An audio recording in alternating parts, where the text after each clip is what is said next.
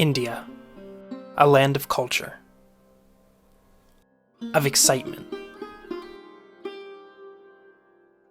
and of natural beauty. As a wildlife photographer, I flew across the world to photograph one subject: the elusive Bengal tiger.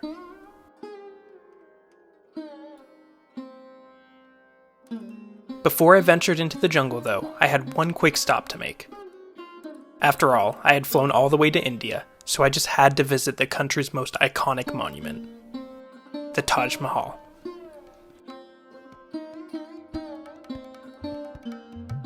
It was hands down the most beautiful building that I had ever seen in my life. It allowed me to play with positioning and to play with light in order to capture the majesty of the Taj in just a few photos.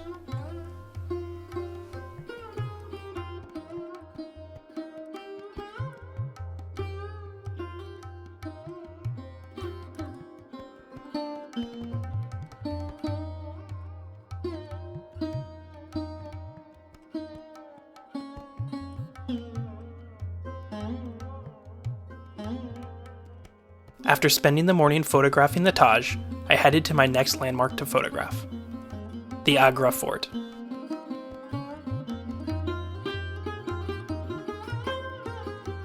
It is one of the most impressive displays of Mughal architecture and made for great photos.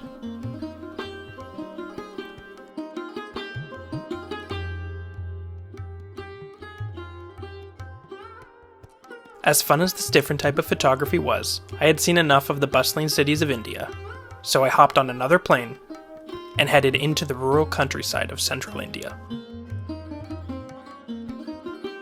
As the sun began to set, I realized that this was a very different place than I had ever been to before. By nightfall, I had made it to my destination, Bandhavgarh National Park. The following morning, we headed out before dawn to get to the park gate before it opened. Apparently in Bandhavgarh, everyone has to queue up before you can enter the park, which was a fairly new experience for me. But before I knew it, we were off to the races and on the hunt for Bengal tigers. The most effective ways to find tigers is by sound, and we would frequently stop and listen to the sounds of the jungle for a clue if a tiger might be on the move. We would also park by bodies of water in case a tiger would want to come for a drink in the scorching heat. But all that showed up were spotted deer. We also spotted Indian jackals, which were similar to the African ones I had photographed before. My first game drive in India hadn't yielded any tiger sightings, but I did manage to photograph some of the other amazing animals that call the jungle home.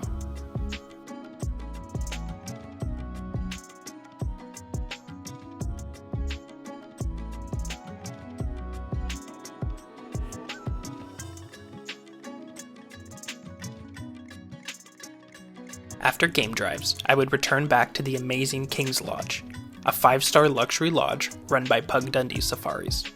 After an exhausting morning, coming here to relax was always a welcome experience. The next morning, we were off again to a different area of the park called Khitauli Zone.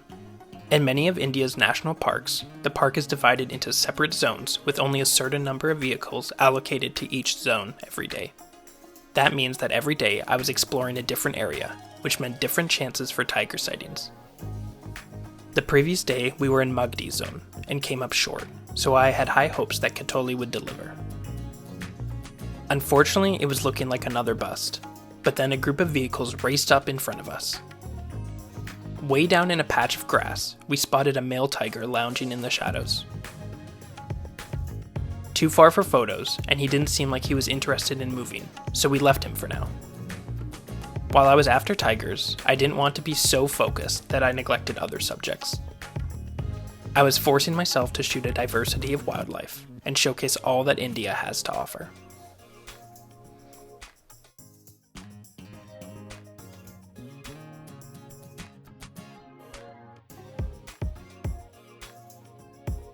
We later returned to the tiger we found earlier, but he just had no desire to look our way, and sadly, we had to leave him before the park closed. Later that afternoon, we headed to Tala Zone, the last of the 3 major core zones of Bandhavgarh. It had some absolutely breathtaking landscapes, unlike any others that I had previously explored. It was a very rocky and hilly environment, which made for quite the bumpy ride. Earlier that day, a female tiger with cubs had been spotted near this ridge, so we waited for her to come out. Sadly, we had no sightings, but we did enjoy a beautiful sunset from the ridge.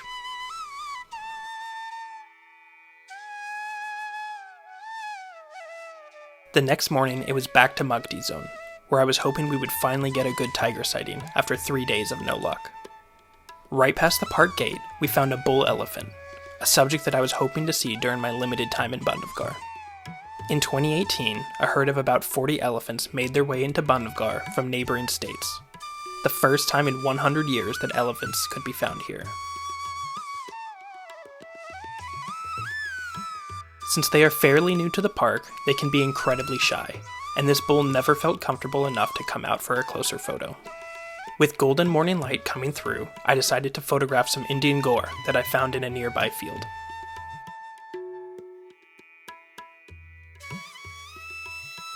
While I was enjoying the funny-looking cows, we decided to press on and quite literally stumbled across the best sighting of my trip so far. At last, a tiger, and extremely close up. There was so much vehicle jostling that all I got was one photo before she disappeared back into the jungle. But my luck was picking up, and after she left us, we found her sister in a nearby cave, clearly doing her best to escape the heat of the day. 2 tiger sightings in one morning. I would absolutely call that a success. The afternoon didn't pan out, but the next day we were back in Tala zone, where I had hoped our luck might continue. We headed up the ridge to check for the mother and cubs again, but no luck. As we descended down the ridge, out of nowhere we saw a shape moving towards the road. It was a huge male tiger named Bajrang, who slinked through the tall grass and gave me some of my best wildlife photos that I've ever taken.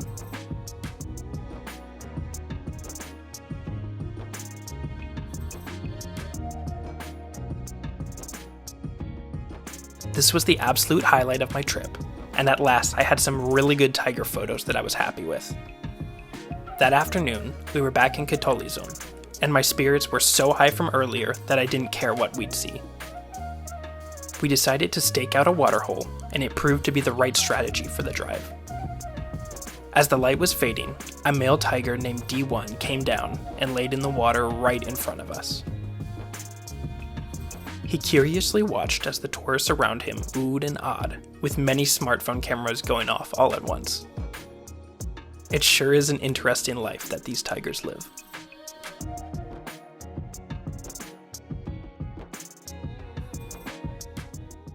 The next day, my final morning game drive had come at last, and we headed back to Tala zone, hoping it would deliver like the day before.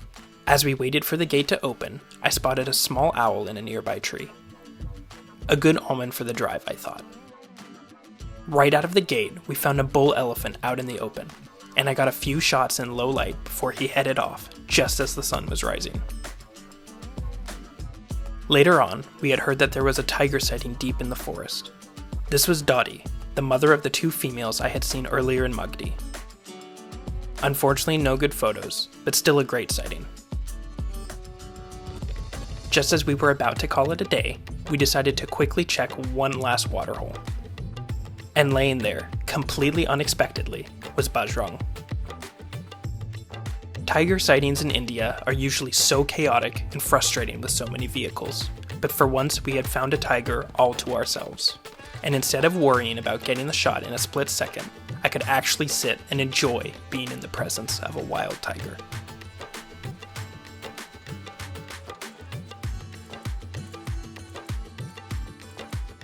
As we were watching Bajrang, a Park Service vehicle pulled up, which got Bajrang's attention.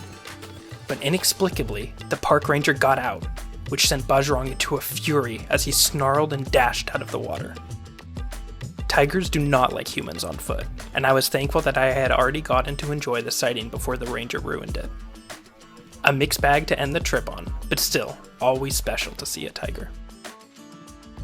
Thank you all so much for watching, and if you enjoyed this video, make sure to leave a like, subscribe, and follow me on social media for more. In the next video, we'll head to another central Indian park where the tiger sightings ramp up to a whole new level.